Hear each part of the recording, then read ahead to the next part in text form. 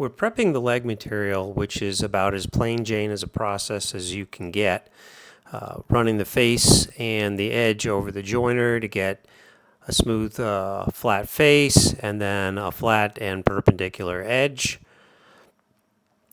After this process, we'll take it over to the planer to make the other face flat and parallel with the first face.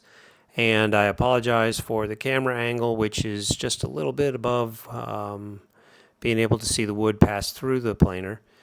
But again, this is very plain Jane. Next, it seems as though the camera battery died during the glue up process, but this is the post-glue edge joining just to make sure that edge is nice and flat. We're going to put the angled cuts on our legs for the Loungeside table, and the way I'm doing this is with Woodpecker's indexable protractor, which is a very accurate, handy tool for doing angles. And I'm going to mark, I need a 24-degree cut, 26-degree cut for where the leg attaches to the stretcher underneath the table, and then I'll need a complementary 64-degree cut on the other end for where the table leg will contact the floor.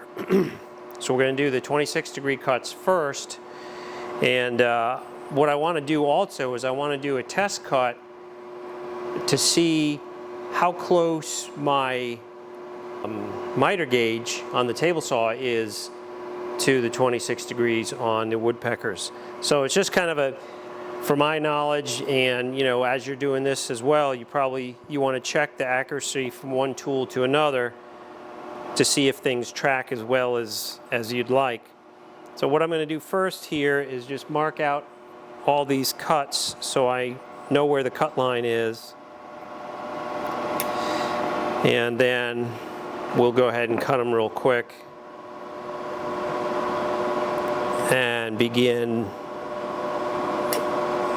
the additional cut at the 64 degrees for the floor contact edge.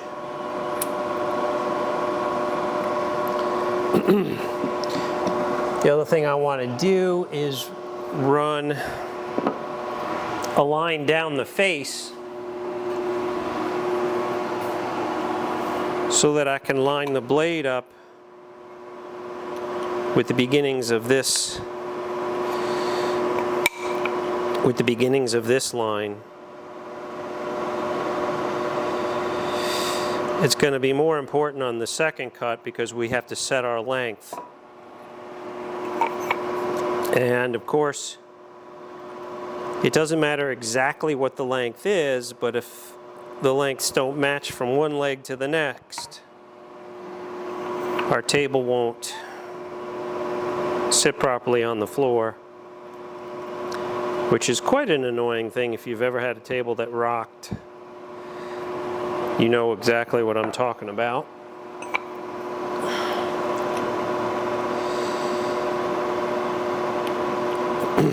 Okay, so I have these marked.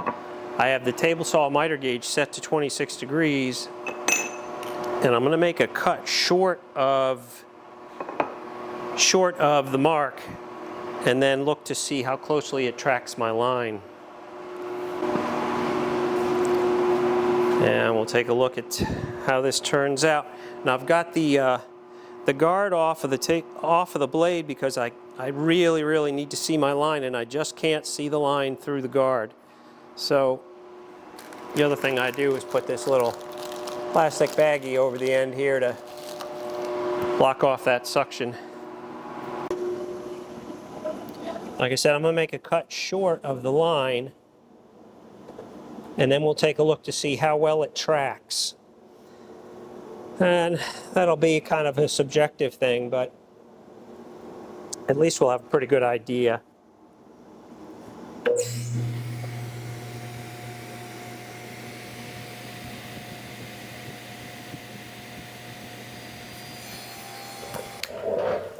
Hello again. One of my goals this year has been to use Woodpecker's Morty, and that is an alternative to the Festool Domino tool. It's so far I haven't had a project that it was going to work on, and even on this one, it's iffy. It's really not meant for a beveled joint because there's not a really good way to line it up and get it stable. But I'm going to try it anyway because I really want to, and I'm not going to take you through the whole setup process, but what I will do is show you that the end of this board right here, I've had to make crosshairs to center it because I'm going to center it on the legs, which this is one of, and I'm going to center it on the table base or the stretcher assembly that this will attach to. So I'm going to have to do this setup 8 times, and I can tell you already, that I wish I'd bought a domino because this thing is beyond hassle. It's really a pain to set up and to use.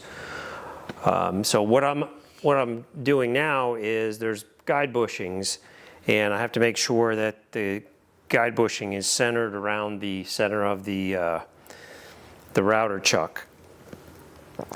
So I'm going to get that done.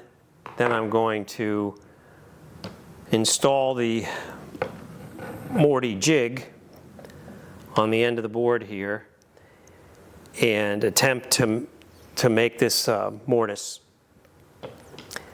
And we'll see how that goes. Okay, so this is becoming more and more aggravating by the minute. I've got the bushing centered in the base plate, made the adjustments so that it was centered. And I'm going to show you the process of installing the jig, which is, it's basic and fairly simple, but it's tedious and difficult. The alignment markings are on the bottom of the inside of this oval and virtually invisible without a flashlight. So I guess there's just a lot of shadows in here. I upgraded the lighting to LED lights, but it's still not bright enough, I guess. So first what you do is align the horizontal alignment, because that's done manually by moving it up and down. Well, it's all manual, but it's done by moving the entire jig, so that has to be done first. And once you kind of get that lined up,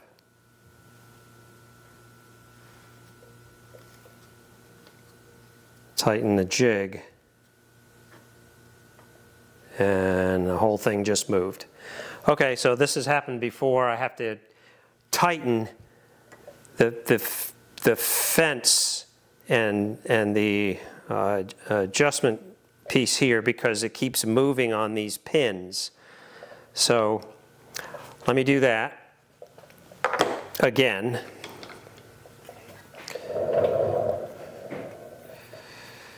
The level of frustration with this thing is far beyond its value. Far, far, far beyond its value. I would encourage anyone thinking about buying this thing to just get the domino. Just get the domino, you know. I know you don't want to. Festool Haters Club or whatever. But just get the domino. Because now, and I've tightened these things as tight as I can get them.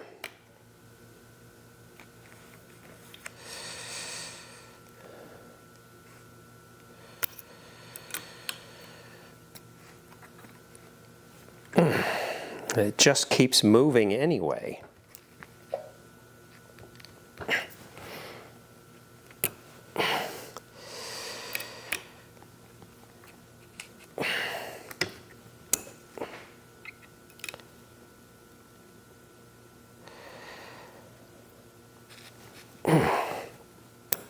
Okay.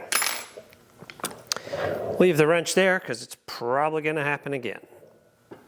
The alignment marks they're not colored or anything. It's just a little indentation in the side of the aluminum, and you can't, you literally just can't see them.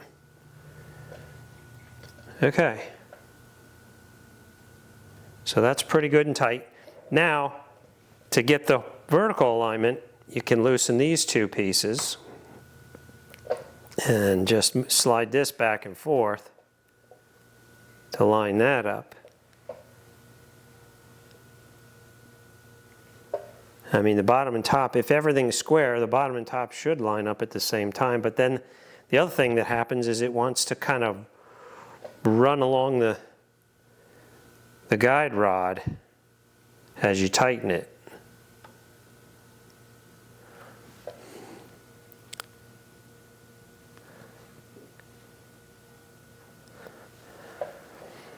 The other thing that can be done is this can be rotated, and they have a little key to line it up to your 0 marks and your 90-degree marks, or to a offset measure angle if you had some need for that.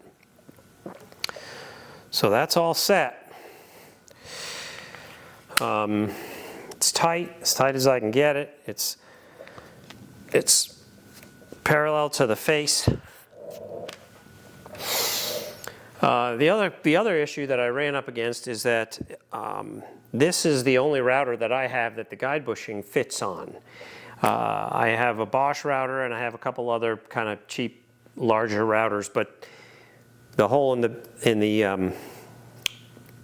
base isn't the right size, so I can't use any of those that have dust collection or anything. So we're going to make a nice big mess. And of course, this doesn't have any depth markings or any way to measure it, so I'm going to make two passes. My final depth I want to be ½ an inch on each side of the mortise. So for my final one, I'll use a ruler and measure it. But right now, I guess I could measure it. I'm hoping it's roughly ¼ of an inch.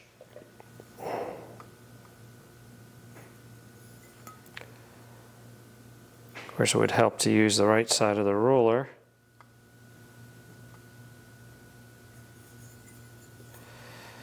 If there is a right, yeah, that's could go a tiny bit deeper probably.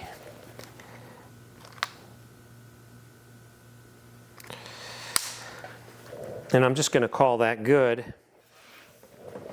I'm not sure about routing on an angled surface. We're going to find out how fun it is. So we'll just take the router and kind of ease it into the cut carefully and hope it doesn't want to jump around. Here goes nothing.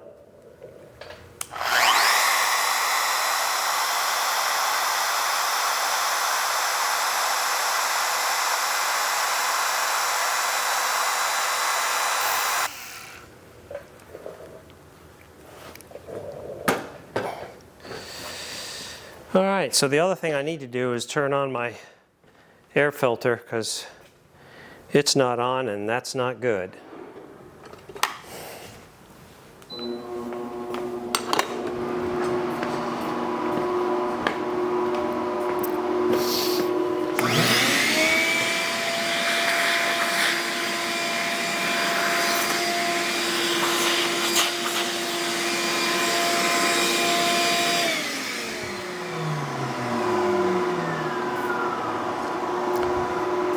So the other thing they give you with the kit is they give you kind of like a stick of 8mm domino material. So I want to see if that's going to fit in there. and it doesn't fit. I mean, not even remotely. So have I used the wrong? I used guide bushing A and a 1/4 inch bit.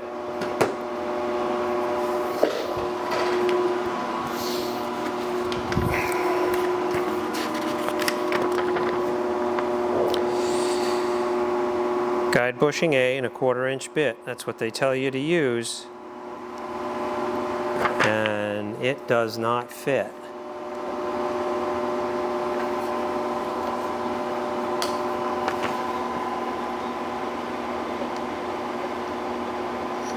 I don't know. Maybe I didn't get it. Maybe I didn't get it routed all the way to its full extent. Let's try this again.